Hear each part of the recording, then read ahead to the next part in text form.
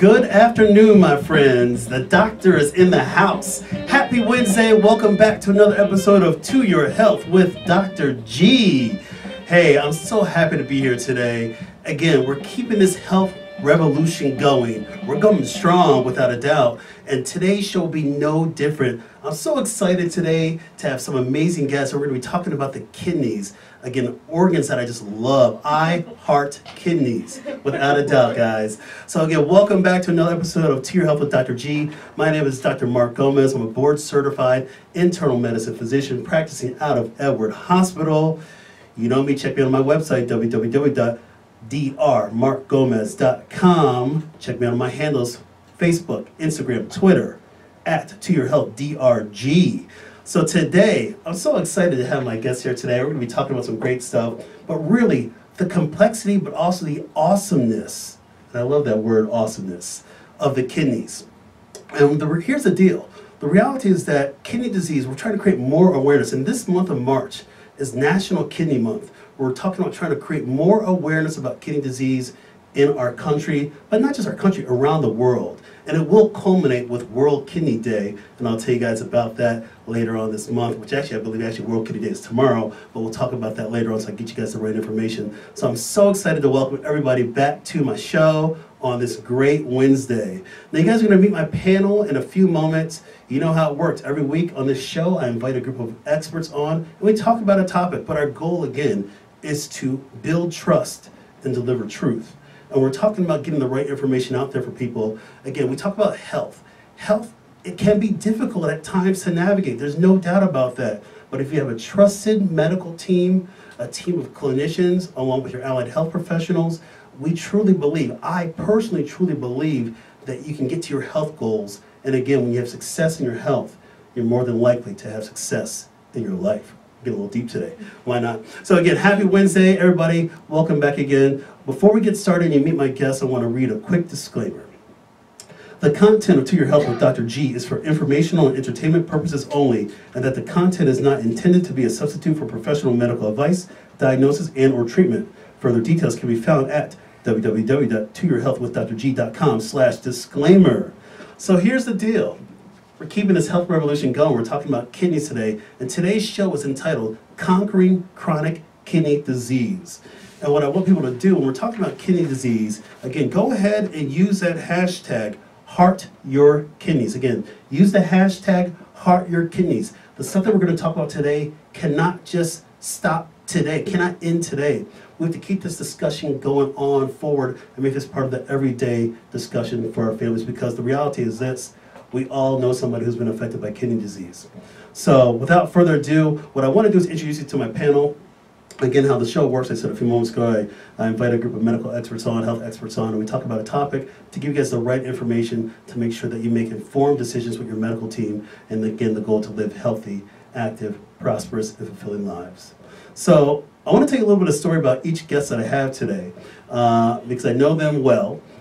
So I want to introduce you to my guests. So my first guest, he and I go back in many years, and we're sharing some stuff off air that we actually worked the same job in high school, but at a different location, but it's just kind of funny. But he and I go back many years to when I was walking the halls of Edward Hospital in 2007 when I started there, and we connected certainly over patients, but we just built a really good friendship.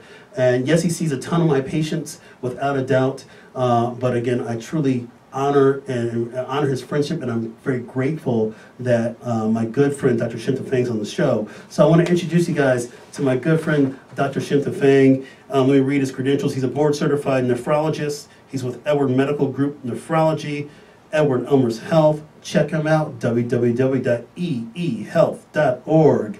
Dr. Fang, welcome to the show. Thank you, Mark. It's a pleasure to be here. Hey, I'm so happy to be here. Of course, I'm happy to be here. Yes, happy to be here. It's my show. But I'm so happy to have you here. And again, we've known each other for 12 years now, and we've had a lot of patients that have gone to your clinic. A lot of my personal patients have seen you. And again, I really appreciate our friendship and also our professional relationship too, which you've taken care of so many great patients of mine. And I hope that my patients, when you see them, they have good things to say about me.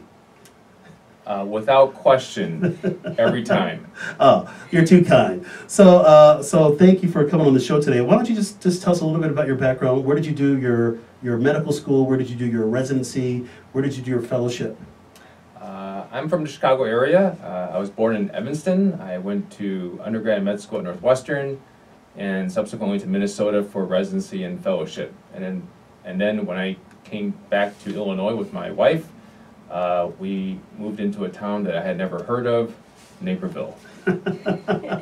So I actually never heard of Naperville until I was a third-year resident at Loyola, and some of the residents at Loyola were doing some nighttime services over there at Edward Hospital. So it's just kind of random how it works out, but this is how the universe has brought us together. So thank you. Why don't you just give us one more thing? What's your take on just kidneys? Because you are a practicing nephrologist. So when I talk about heart, your kidneys, that really speaks to you. It does. I think that the primary issue from the kidney standpoint is that we take the kidneys for granted, and the prevalence of kidney disease is much higher than I think is generally understood in the population, and that there's much more we can do proactively and preemptively to try to prevent problems in the future. Excellent. Well, thank you very much for being on the show. My next guest, she and I connected recently through some mutual colleagues of ours working together through the expansive network of Edward-Elmhurst Health, because it is quite an expansive network. But again, our paths crossed, and this is again how the universe works. And so I'm so happy to get to know you. We were talking a little bit off air, just about things that we're passionate about, and I'm so excited to have her on. So I want to introduce my next guest, Heather Bautista. She's a naturopathic physician by trade, certified nutrition specialist. She's a licensed dietitian, nutritionist. She's with Edward-Elmhurst Health. Check her out, www.eehealth.org. Heather, welcome to the show. Thanks for having me. Hey, give us a little bit, you're absolutely welcome. Give us a little bit about your background, because your path is an interesting path, because you started doing training as a naturopathic physician, and then you've gotten into really helping to spearhead and seeing a lot of patients with the Integrative Health Clinic through Edward-Elmhurst Health as a dietitian. Right. So, going through the education part of it, I understood that in this state, naturopaths are not licensed, but I really honed in on the philosophy of a lot of preventative medicine and how to achieve health through lifestyle and diet. So with that passion, after graduation, I was like, what am I going to do with this doctorate degree that technically is not validated in the state? So I further board certified myself with that certified nutrition specialist, and again, I was always spearheaded towards food as being medicine. Luckily, I grew up in a family that always prompted healthy eating habits, so it just naturally came to me. Then I found out, with that board certification, I can hold at least some sort of licensure, which is the LDN, and actually became one of the first to hold that LDN license as an ND in this state. So now I act as an advocate for NDs that graduate out, that are staying in an unlicensed state. What can you do? And since we are very much getting to the foundations of health, which is part of it is nutrition, right? This is just one way to stay in a state that at least legally you can give some advice. So. Excellent. Well, I'm so glad to have you on the show, and I really look forward to picking your brain about as far as just even the nutritional component. I like how you said food as medicine, and it's undoubtedly true, especially when we're talking about the things that lead to chronic kidney disease, a lot of the risk factors. So now that you guys have met our guests, the panel, they're #fierce, again, #heartyourkidneys. Now that you met the panel, we're going to talk about some stuff. So when people come in and see us in the practice, we call it the chief complaint. And when we're talking about trying to create more awareness about chronic kidney disease, it really comes down to like, what are we doing about this? How do we raise more awareness? Because here's the deal, and I'll give you a couple stats. 30 million adults are estimated in this country to have chronic kidney disease, and 1 in 3 American adults are at risk for chronic kidney disease. And so we're going to talk about this a little bit more to create more awareness. Again, this conversation does not need to stop today. It actually needs to continue. And when we have like-minded people like we have today talking about this, we hope that you pass that word on to your loved ones, share it with your family, talk to your doctor to see if you're at risk. There's some simple tests that you can do. We're going to talk about that in a bit. But again, we want to keep this conversation going, and let's use this momentum of getting healthier together, without a doubt. So the question of the hour is, how do we create more awareness about chronic kidney disease amongst the general population, and what steps need to be taken to reduce its burden? So I'm going to ask this question to Dr. Fang. As a practicing nephrologist, certainly you see the whole spectrum of disorders that lead to chronic kidney disease. A lot of times when people come into your office, they've already, usually a lot of my patients, when I send my patients over to you, they've already got signs of chronic kidney disease. But why don't we take a step back? Let's peel this back a little bit. What are some of the common risk factors that you see for chronic kidney disease? Well, the reason why chronic kidney disease is so prevalent, with the 30 million Americans, or 15% incidence in the adult population having chronic kidney disease, is because of the prevalence of hypertension and diabetes. These two entities are responsible for probably 3/4 of all chronic kidney disease, and their incidence is on the rise as our population ages, and there are things that we can do much earlier on to prevent chronic kidney disease from manifesting, and hopefully preventing the progression of chronic kidney disease and onto dialysis. And that's ultimately what we're trying to avoid, is the problems associated with dialysis and end-stage kidney disease. Well, thanks for the clarification on that. And I'm going to reiterate what Dr. Fang just said. Again, diabetes, hypertension, and we're seeing obviously the rise. Diabetes burden in this country is so high. We did a diabetes show on Tier with Dr.G. Check it out on my Facebook page. Check it on my website as well too, on the older episodes. And hypertension, of course, a lot of people are walking around in this country not knowing they have high blood pressure. We're still having people that don't show up to the doctor's office to even get diagnosed in the first place. And the reality is that we have a disease model as far as health, and people typically don't enter the health system until they have a disease burden that's present. The reality is that as a disease burden is present late, it's harder to intervene on, or we have to be more aggressive in our interventions. And we're hoping that people can go ahead and stay ahead of the curve and ahead of the game when it comes to preventing those disorders. Let me ask you this question, Heather, because going back to this thing about food as medicine, which is so true, and I'm going to give a quick reference to my plant-based show that I did back in November to talk about the power of plant-based nutrition as it leads to reducing diabetes risk and hypertension risk. As a nutritionist, how do you see things fit as far as like, hey, we need to get better with preventing diabetes, preventing hypertension, that would then hopefully not have many patients show up at Dr. Fang's office? Right. So that's the challenge, because people just nowadays are not aware. We are creatures of habit, right? So many times we see patients that already are developed into eating the certain foods that they like, and it's hard to make that shift into, okay, what's healthy, what's not healthy? Am I reading labels? Am I eating enough fruits, vegetables in the diet? So it's difficult when you're talking with some of these patients, because not realistically, but I mean, it's easy to say, yes, eat your fruits and vegetables, that's a good thing, always a good thing. But when it comes to application, that's when you get the whole, I'm too busy, or it just doesn't taste good, or, I just don't have the funds even to support such a lifestyle. So working around that, I mean, is difficult in itself, because again, I work with a lot of lifestyle changes, a lot of food changes, habit changes. But going back to the question of how it correlates to chronic kidney disease, is that many of the patients already come to me for diabetes, hypertension. Okay, that's the first thing that they come to me for. And I have to elicit not the diagnosis, but the conversation that if you're not gonna take the steps to take hold of your health, these things can happen down the line, right? So once you tell them that, oh, kidney disease can be a possibility, you know, that kind of elicits a little bit of fear, right? So that now they're just a little bit more in tune to, okay, what can I do? Yes, I'm going to see my medical doctor. Yes, I'm going to take the precautions, what they say, but what can I do at home, right? And that home part is the nutrition part. Excellent. And I know for me, it's like you got to plant the seed early. That's why I always stress to people, and you guys heard me say this on the show before, once a year, at the minimum, once a year, see your doc. Get your physical.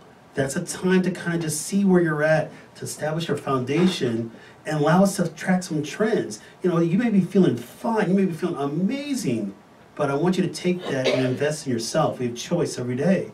And so invest in yourself, make that choice, see your doc once a year. If you haven't had a physical in the last year, call your doc, get on the schedule now. See where you're at. A lot of the things that we do, and certainly me as a primary care doctor, yeah, we're running those kind of labs. We're screening people. Someone asked this question to Dr. Fang. Dr. Fang, the American Society of Nephrology emphasizes the importance of screening everybody. My internal medicine, American Board of Internal Medicine, may have more screening people that have risk factors for chronic kidney disease, but your organization, of course, has screened everybody. So what are the kind of simple tests that we can do for people out there that are listening?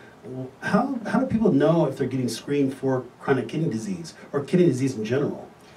Well, to your point, this is a condition where like so many other conditions, there aren't symptoms early on. So people with early chronic kidney disease, similar to COPD or liver disease, there's no awareness that something is not right. So the routine labs that we do on your yearly physical include measurements of the blood tests that assess your kidney function, and also look at your urine samples. And those two tests are key in determining if someone has evidence of chronic kidney disease. And those things can be abnormal far earlier than when symptoms manifest. And at that point, things can be put into place to help prevent the progression of this process. And that's a combination of healthy lifestyle choices, dietary modification, and working with your primary doctor. Excellent. I know, I think for me, when I see people come into my office and they're coming in for a routine physical, yeah, they're getting a urine sample, they're getting a urinalysis to easily assess to see if there's any abnormalities in the urine, and they're also getting a creatinine as part of their basic, what's called a comprehensive metabolic panel, so we can measure the marker, the creatinine level, which is a great marker for chronic kidney disease, or just kidney health in general, and then of course the calculation with the estimated what's called a GFR, the glomerular filtration rate, as well too. So we can look at those kind of parameters and say, hey, are you good or are you not good? I know that's usually my barometer before I say, oh my gosh, you know, hey, there's a little bit of a change in the numbers, I'm going to have them go see you. Are there any other kind of tests? When I ask this question back to Dr. Fang, are there any other kind of tests outside of just simple a blood test and a urine sample? Because we're going to keep this simple. Are there other tests that are out there that look at chronic kidney disease, or would you just say for people out there that may want to ask questions for the doctor, just say, you know, those are the two simple tests to do? So I think those are the two primary screening tests. So if you're a relatively healthy individual and you have a normal creatinine level, which is basically another way of saying you're measuring your blood waste, which is eliminated by the kidneys. If your blood waste levels are normal, and your urine sample is also normal, meaning that you're not leaking protein or blood into the urine, which are signs of damage to the microscopic kidney filters, then the likelihood of having chronic kidney disease is extremely small. There's another test that can be done, which is an imaging study, an renal ultrasound, but this is not a normal screening test. This is something that's directed more towards specific disease states. If you have evidence of kidney stones, or if you have frequent kidney infections or that type of thing, I would say that the blood and urine tests are the primary ways to measure or to assess if you have chronic kidney disease. Thank you, and very simple, without a doubt. So, and I like doing that. If I see somebody just once a year, I just do that, but I'm seeing people routinely. If somebody does have diabetes or high blood pressure, if you're talking about a family member that's out there, yes, we encourage them to get seen regularly so they can make sure those kidneys are good. Because the reality is this, when we talk about complications of kidney disease, say kidney disease goes untreated, then we're talking about a lot of risk. We're looking at, you know, the worst case scenario, dialysis. But we're looking at other complications, including cardiovascular risk, worsening blood pressure risk, and a whole host of other things that can happen if it's not treated. So we want to create that urgency. Heather, let me ask you this question. Have you seen like are there any kind of disparities that are out there when we're looking at people that may be more likely to get kidney problems that you see, in your clinic? Are you seeing more African American individuals, Caucasian, Latinos? Have you seen any kind of correlation? I mean, definitely with the rise in diabetes, uncontrolled diabetes, that's again one of the primary things that I see.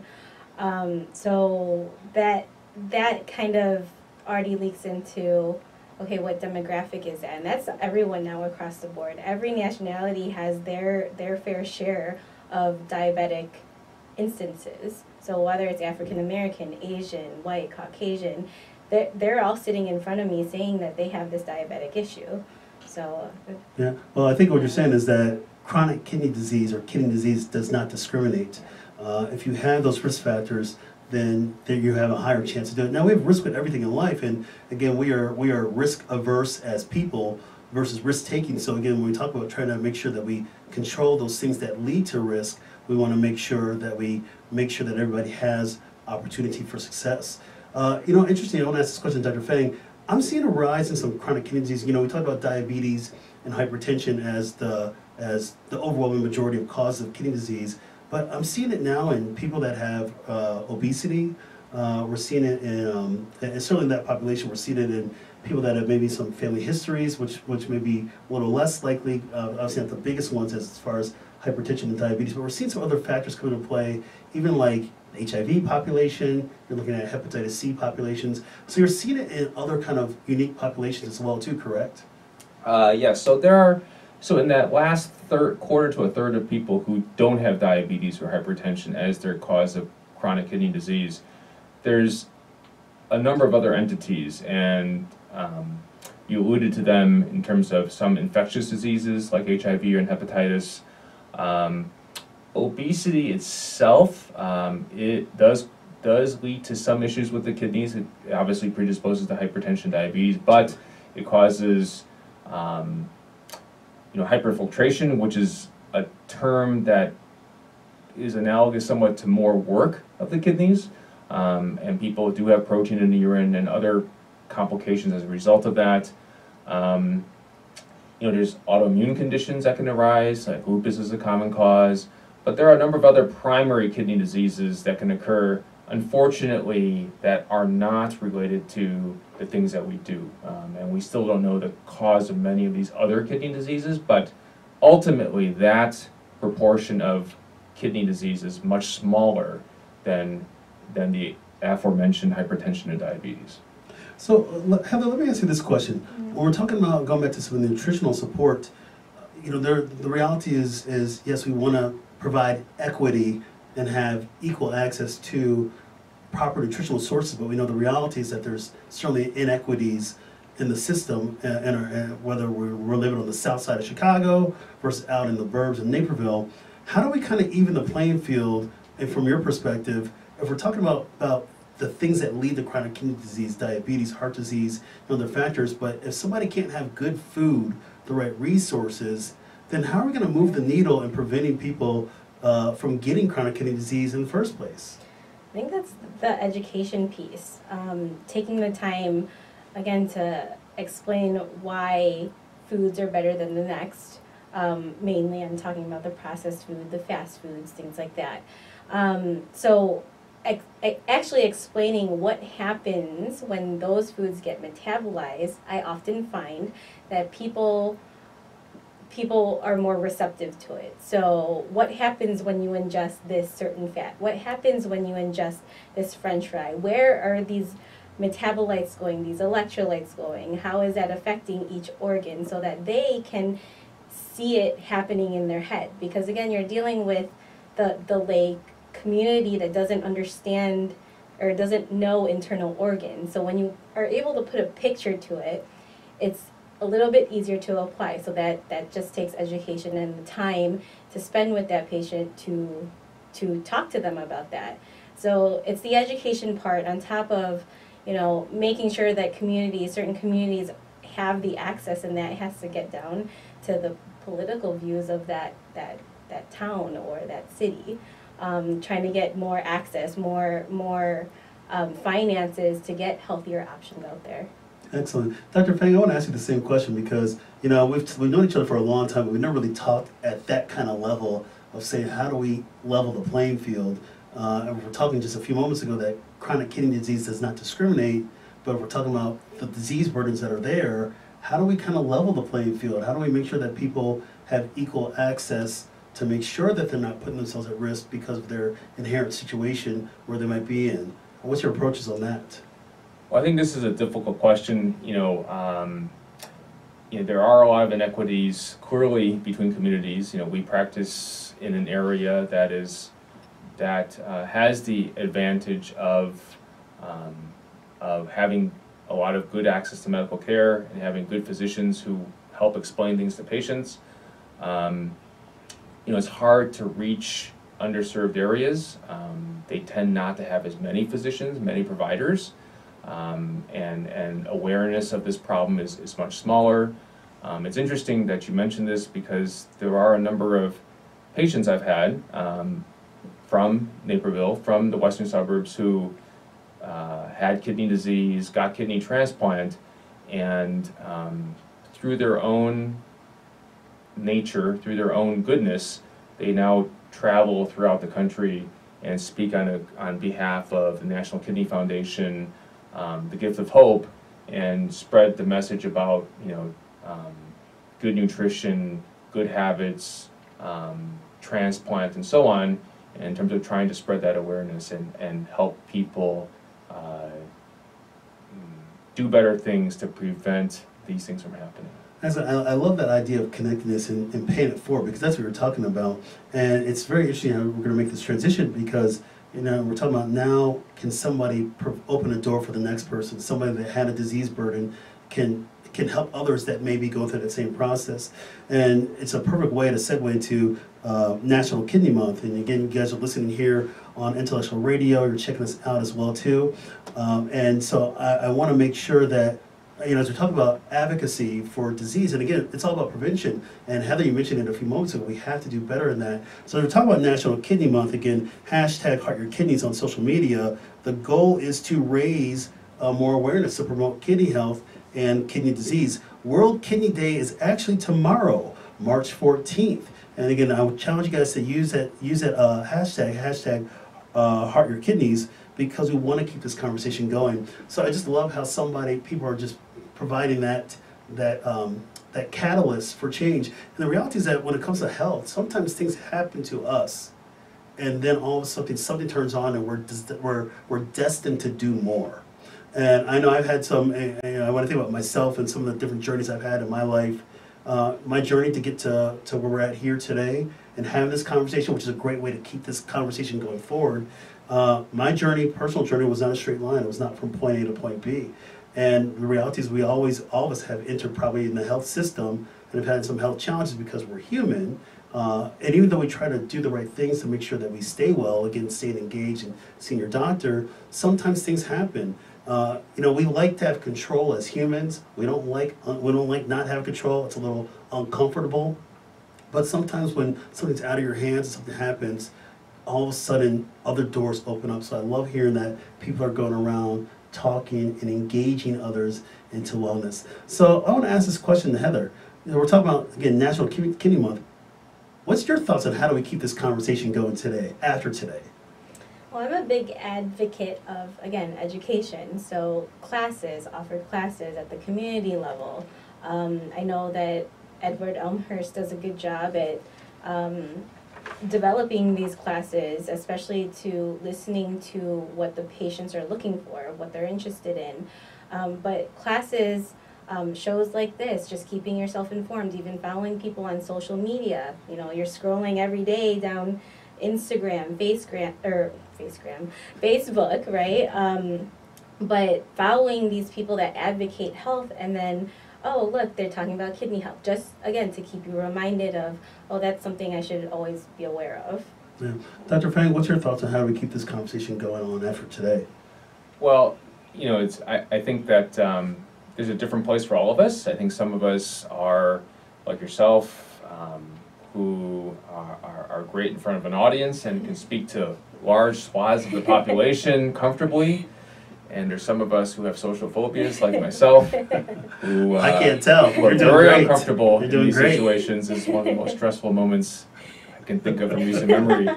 But I think it's what Heather alluded to as well, which is education. And it's something that's difficult, I think, in the medical profession, because we all have external pressures to see patients, and none of us went into this. I don't believe most of us went into the medical field to see a lot of people. I think we all went to the medical field to see people and to do it well.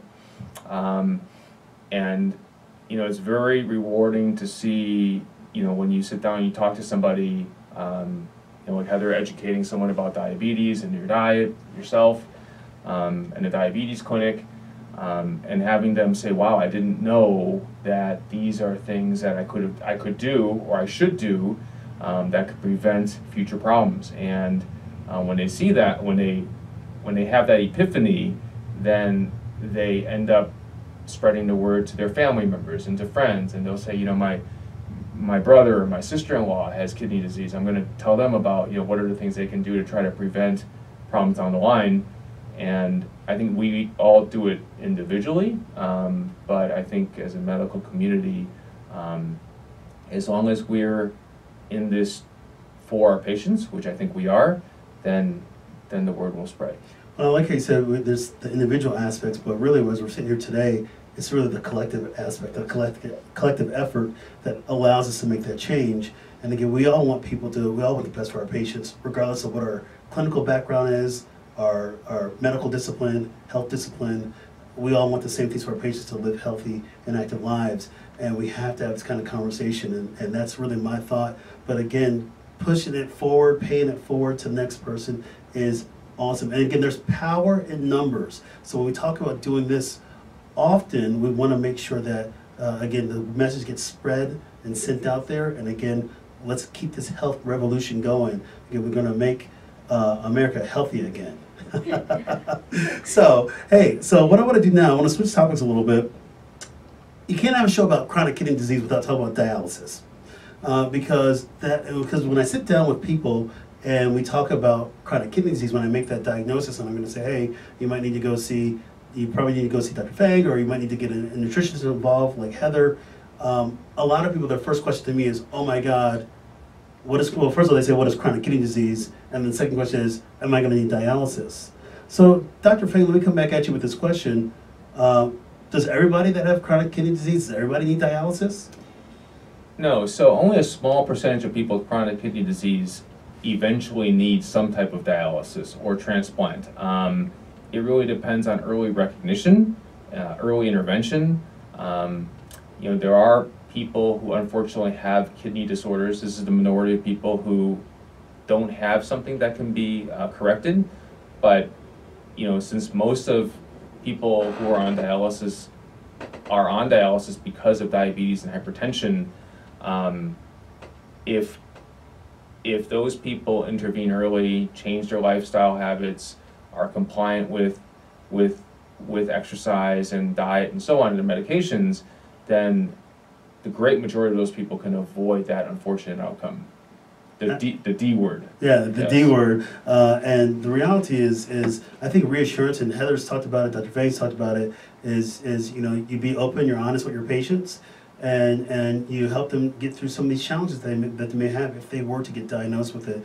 But I always like telling people, I kind of use some estimates, some tools at the bedside, and I say, okay, based on where your kidneys are at, if you were to lose a minor percentage of function each year for the next handful of years, you're going to be 95 by the time you need dialysis. And people kind of say, oh, okay. And so I'll have those kind of moments. I'm like, I'm just doing this, you need to talk to Dr. Fang, get more specifics, but like, this is kind of my estimate. You will literally have to be like 90 years old before I had that conversation with you that you might need dialysis. Plus, I hope to be retired before that time to some of my patients, so I don't even want to have that conversation. So, but I get excited to talk about health. So anything that's about health, I'm all about it, and anything that's about prevention, I'm all about that kind of stuff, because we have to do this together. There's, again, power in numbers.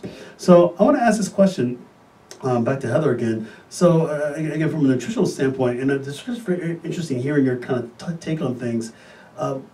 What are kind of the tools, when we think about kidney diet, what does that mean to you? I typically approach patients from, I kind of simplify chronic disease in general as a form of inflammatory response that has been going on for years, right? So when you apply that concept to nutrition, you have to look at, is this food going to cause more inflammation, or is it going to cause less inflammation, right? So this is kind of gearing towards either being a more plant-based diet, getting off of processed foods, the manufactured foods. So I kind of explain it in that respect. So that once patients are at least on a cleaner diet, right, that inflammatory response should go down just slightly, okay? And then patients start feeling better. Then they're like, okay, what else can I do? You know, maybe it's the weight that comes off. Maybe their blood pressure goes down. Maybe they don't need as much insulin. Now, since they're feeling better, oh, okay, let's incorporate some exercise in there, you know, just because the energy levels are up. So it's about taking it piece by piece. And again, I look at foods as is it going to make you inflamed or not? Okay. So I teach people that concept first, okay, because yes, you can get into, okay, the healthful foods technically that have a lot of potassium, sodium that naturally occur, but typically the patients that are already at the chronic stage are already just eating processed foods. It's very rare that you hear that, oh yeah, no, I'm eating salads, I'm eating my share of vegetables, my share of fruits. It's very rare. When you really get into their diet, no, they're eating a lot of fast foods, things coming out of packages. So when you have that conversation and you slowly gear them towards, again, a better lifestyle, then they'll see some resolution in that inflammatory response.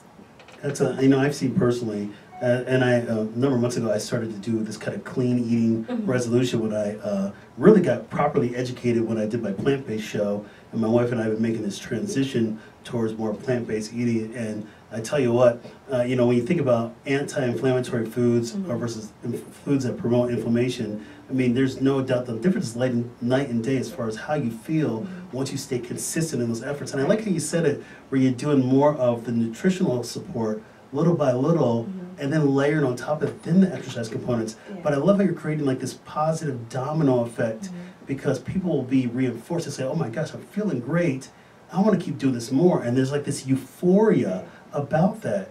And that can be applied across all sorts of health challenges. But as you're talking about now, again, talking about the things that affect the kidneys, I mean, the possibilities are endless. Yeah. So that's excellent. Dr. Fang, what's your approach when you think about kidney-related diets?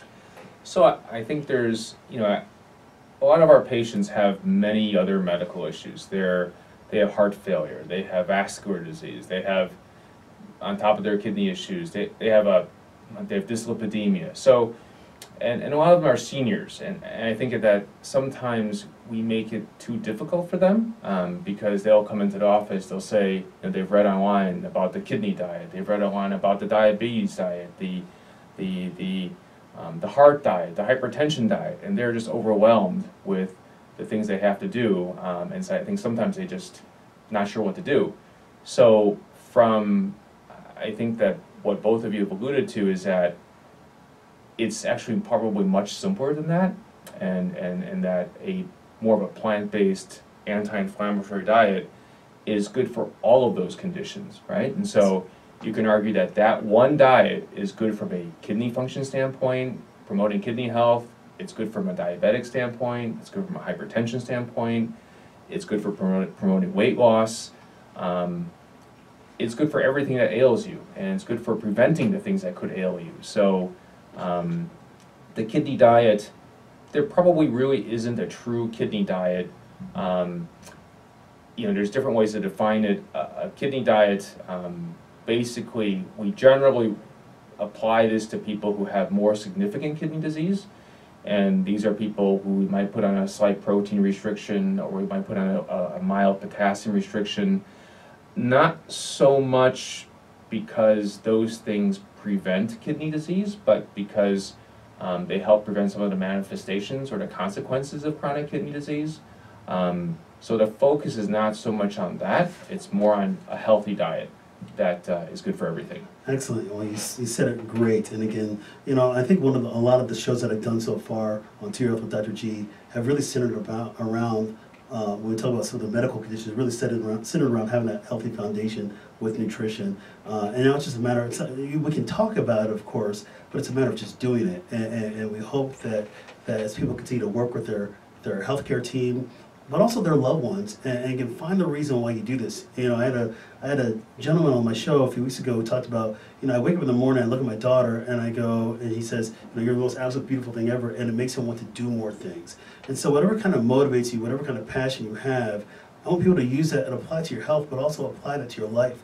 The things that are important to you are things that keep you moving, that make you want to say, hey, you know what, I'm going to put down that 100 calories of French fries and eat 100 calories of broccoli, or I'm going to go to the gym, or I'm going to put down that pop and drink more water to stay more properly hydrated. So there's so many different things. So I challenge people out there to say, hey, you know what, I don't want to get this kind of a disease. I don't want to kind of get these kind of challenges.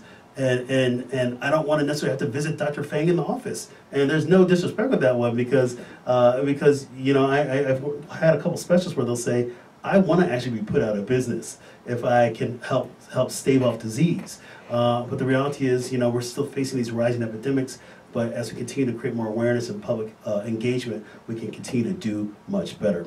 So what I want to do now is I want to shift to my myths versus facts section, and something that we've done a lot on To Your Health with Dr. G. And really the point of myths versus facts is to set the record straight. So what I'm going to do is I'm going to say a statement. I'm going to ask my panelists to say myth or fact. It's going to be kind of a little rapid fire, boom, boom, boom, boom, boom, boom, boom. And they're going to say myth or fact and give us a few sentences why it's a myth or a fact. Then again, the purpose of when I do myths versus facts every week on the show is to really create the right answers. Again, navigating health can be difficult, but we want people to leverage me, leverage my network of experts. I actually might participate in this myths versus facts. Usually I just pick on my guests, but I actually might make a little commentary myself. We'll see. I don't know, depends how I feel. We'll go from there. All right, so here it is, chronic kidney disease, myths versus facts here on To Your Health with Dr. G. Here we go. Dr. Fang, here's a statement. You say myth or fact and tell us why. Here we go. Chronic kidney disease is a rare condition. It is not. It is very prevalent, and it's something that we can definitely do something about, but it is quite common. So you're going to say myth on that one. Oh, I'm sorry. Myth. Triple myth. Yes. There you go. Excellent. Here we go. Heather, myth or fact? Here we go. All right, I'm going to pick one from these lists of things. Oh, I like this one. Here we go. Myth or fact? The only treatment for chronic kidney disease is dialysis. Total myth, right?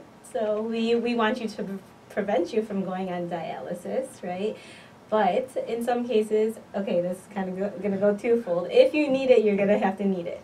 But, there's ways to prevent you from going to that stage if you take some of the lifestyle changes given to you.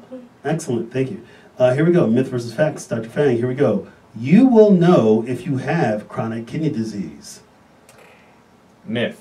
The symptoms of chronic kidney disease only manifest late in the process, so by the time you have the symptoms, it is very far along. So early on, there are no symptoms. All right, here we go. Here's one for Heather. Here we go. Hydration is important in maintaining kidney health. Oh, that's true. Ah, so I threw a fact in there. And I want to say with water, hydration with water. Good clarification on that one, not hydration with pop at all, or energy drinks. So there we go. Here we go. Myth versus fact. Next statement, here we go for Dr. Fang. People with chronic kidney disease can exercise.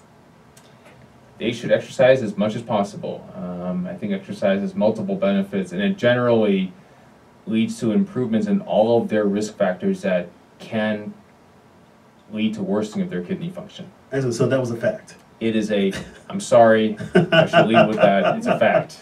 We're just having fun, but thank you. It is truly a fact. Here we go. Next statement here. Here we go. For Heather, I like this one. Here's a statement. No one knows what causes chronic kidney disease.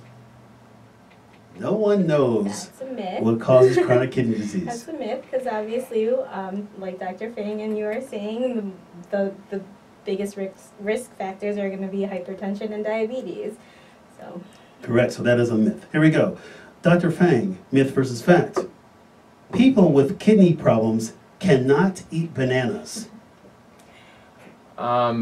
Most people with kidney problems can eat bananas. I'm not a big fan of bananas myself, but in terms of their taste.